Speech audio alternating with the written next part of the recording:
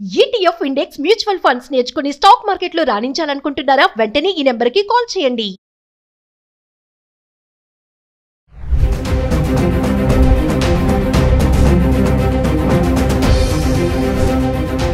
నమస్కారం, నేను మీ అడ్వకేట్ సంగీత. నేను మీతో ఈ రోజు ఒక ఇంపార్టెంట్ న్యూస్ చెప్పబోతున్నాను. ఇప్పటి వరకు ఎవరి దగ్గర అయితే పాన్ కార్డ్ ఉందో ఆ పాన్ కార్డ్ ఈ సంవత్సరం డిసెంబర్ 31 తో పనిచేయడం ఆగిపోతుంది. అది పనిచేయాలంటే వెంటనే మీ ఆధార్ కార్డ్తో ఆ పాన్ కార్డ్ని లింక్ చేసుకోండి. ఎందుకంటే కేంద్ర ప్రభుత్వం సెంట్రల్ బోర్డ్ ఆఫ్ డైరెక్టర్ ట్యాక్సెస్తో కొన్ని నిబంధనలతో ముందుకొచ్చింది. అదేంటంటే ఇప్పుడు ఏదైతే పాన్ కార్డ్ ఉంటుందో ఆ పాన్ కార్డ్ కొన్ని సందర్భాలలోనే మనం ట్యాక్సెస్ కి మాత్రమే యూజ్ చేస్తాం కదా. ఇప్పుడు అలా కాకుండా ఆధార్ కార్డ్ ని మనం మిగతా అన్ని ప్లేస్లలో ప్రతి దానికి ఆధార్ కార్డ్ ని తీసుకుంటారు.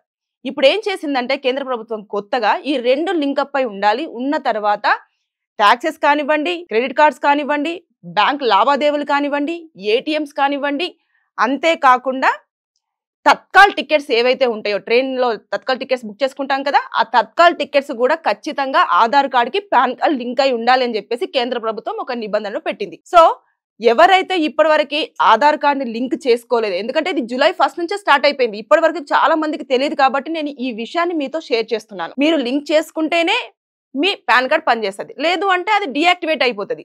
మళ్ళీ కొత్త నిబంధనలు ఏవైతే వచ్చాయో దాని ప్రకారంగానే మళ్ళీ అప్లై చేసుకోవడం అనేది జరుగుతుంది. సో దీనివల్ల ఏంటంటే ఇప్పుడు ఐసిఐసి బ్యాంక్లో ఏదైతే ఏటీఎం కార్డు ఉంటుందో ఆ ఏటీఎం కార్డ్ని ఒక 5 times మాత్రమే మనం యూజ్ చేయాలి, అది ఫ్రీ. ఇంకా 6th time మనం ఒకవేళ ఆ ఏటీఎం కార్డ్ని కనుక మనం యూజ్ చేస్తే దానికి ఛార్జెస్ ఉంటాయి. ఇక హెచ్డిఎఫ్సి బ్యాంక్లో 50,000 పైన మనం డబ్బులు ట్రాన్సాక్షన్స్ చేస్తూ ఉంటాం కదా, అది కనుక చేస్తే 1% ఇంట్రెస్ట్ పడుతుంది. ఇలాంటివన్నీ కొత్త నిబంధనలతోటి మనం ముందుకు వస్తుంది. ఎక్కడ కూడా ఎలాంటి స్కామ్స్ జరగకుండా, అంతేకాకుండా ఐటీ రిటర్న్స్ అనేది మనం ఖచ్చితంగా పే చేసేలాగానే అన్ని జాగ్రత్తలు అనేది కేంద్ర ప్రభుత్వం తీసుకొని. ఇది మొత్తం ఇండియా వైడ్ లో ప్రతి ఒక్కరు కంపల్సరిగా చేయాల్సిన పని. లేకపోతే మన ఐటీ రిటర్న్స్ ఆగిపోతాయి, బ్యాంక్ లావాదేవీలు ఆగిపోతాయి, ఏటీఎం కార్డ్ లాక్ అయిపోతుంది. ఇవన్నీ జరిగే అవకాశాలు ఉన్నాయి. కాబట్టి ఈ నేపథ్యంలోనే మీరు డిసెంబర్ 31 వరకు, అంటే మనకి ఈ సంవత్సరం మొత్తం కూడా ఇవ్వడం జరిగింది. అంటే జూలై 1 నుంచి వచ్చింది కాబట్టి మిగతా ఈ రిమైనింగ్ నెలల్లో కంపల్సరిగా మీకున్న వీల్ టైంలో చూసి ఆధార్ కార్డ్ని పాన్ కార్డ్ తోటి లింక్ చేసుకోవాల్సిందే, అది తప్పదు. ఇంకంతే. ఇదివరకు అయితే మనకు ఒక ఆధార్ కార్డ్ నెంబర్ ఇచ్చి ఆధార్ కార్డ్ ఇచ్చాము అంటే మనకి ఏ పనులైనా కూడా జరిగిపోయేటివి. బ్యాంక్లో కానివ్వండి, అలాగే ఐటీ రిటర్న్స్ కానివ్వండి. ఐటీ రిటర్న్స్కి అయితే పాన్ కార్డ్ ఉండేది. ఇప్పుడు దాంతోపాటు తత్కాల్ టికెట్ మనం ఓన్లీ ఆధార్ కార్డ్ తోటే మనం చేసుకునే వాళ్ళం. కానీ ఆధార్ కార్డుకి కంపల్సరిగా పాన్ కార్డ్ లింక్ అయి ఉంటేనే ఆ తత్కాల్ టికెట్ అనేది బుక్ అవ్వడం జరుగుతుంది, లేకపోతే బుక్ చేయరు, దాన్ని వెంటనే రిజెక్ట్ చేసేస్తారు.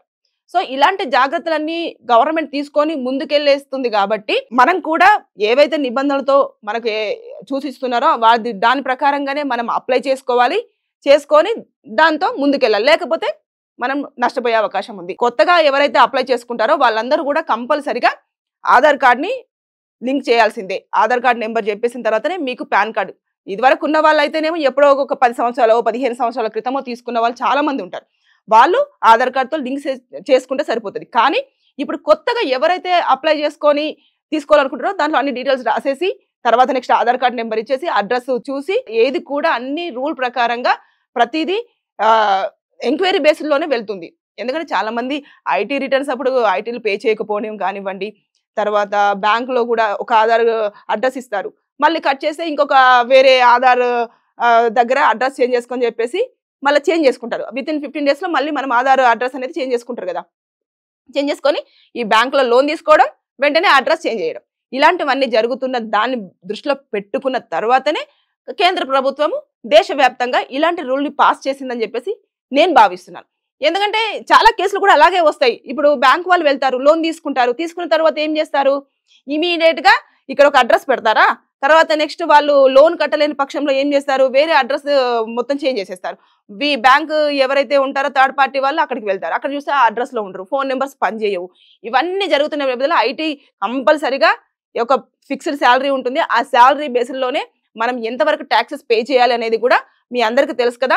ఆ ట్యాక్సెస్ బేస్లో ఉంటుంది కాబట్టి దాన్ని దృష్టిలో పెట్టేసుకొని ఖచ్చితంగా ఈ రెండు లింక్ అయి ఉంటేనే ఇవన్నీ జరుగుతాయి అని చెప్పారు. సో జాగ్రత్తగా మీరు ఇది దృష్టిలో పెట్టేసుకొని ఇమీడియట్ గా మీ ఆధార్ కార్డ్ని పాన్ కార్డ్ని లింక్ చేసుకోకపోతే ప్రమాదంలో పడే అవకాశం మీకే ఉంది. కొత్తగా అప్లై చేసుకునే వారికైతే ప్రాబ్లం లేదు, ఎందుకంటే రూల్స్ అన్ని మారాయి కాబట్టి వాళ్ళు ఆ వేలోనే వెళ్ళి అప్లై చేసుకోవడం అనేది జరుగుతుంది. కానీ ఎవరైతే తీసుకున్నారో వాళ్ళు మాత్రం కంపల్సరీగా చేసుకోవాల్సిందే. జూలై 1న దీన్ని అమలు చేసినప్పటికీ కూడా ఇప్పటి వరకు ఫింగర్స్ మీద కౌంట్ చేయొచ్చు. మనం ఎవరైతే ఆధార్ ఉన్న పాన్ లింక్ చేసుకున్నారో వాళ్ళని మనం ఫింగర్స్ మీద కౌంట్ చేయొచ్చు. సో లాస్ట్ మూమెంట్ లో వెళ్తారు, అరే డిసెంబర్ 31 వరకు కదా మనకు టైం ఉంది అని చెప్పేసి అనుకుంటారు. అప్పటికి వెళ్ళేసరికి ఏదైతే సైట్ ఉంటుందో అది లాక్ అయిపోతుంది. అంటే చాలా మంది ఒకేసారి యూజ్ చేస్తూ ఉంటే అది సరిగా పని చేయదు, స్ట్రక్ అయిపోతూ ఉంటుంది. అలా కాకుండా ఇంత ఫ్రీ టైం ఇచ్చారు వాళ్ళు. సో ఈ టైంలో మనం ఫినిష్ చేసుకుంటే అన్ని రకాలుగా బాగుంటుంది. అంతేగాని హడావుడిగా డిసెంబర్ కదా అని చెప్పేసి అనుకునేసరికి ఈ మంత్స్ అన్ని వెళ్ళిపోతూ ఉంటాయి. అలా కాకుండా ఇమీడియట్ గా వెళ్ళేసి చేసుకుంటారని చెప్పేసి నేను మాత్రం ఇది చాలా బాగా స్ట్రెస్ చేసి చెప్తున్నాను. కంపల్సరీగా చేసుకోండి, లేకపోతే మీ పాన్ కార్డ్ లాక్ అయిపోతుంది, డీయాక్టివేట్ అయిపోతుంది, అస్సలు అది ఇంకా పని చెయ్యదు. మీరు ఒకవేళ ఐటీ రిటర్న్స్ పే చేసే వాళ్ళైతే అనవసరంగా ఇబ్బందులు ఎదుర్కోవాల్సిన పరిస్థితి వస్తుంది. సో జాగ్రత్త. Thank you.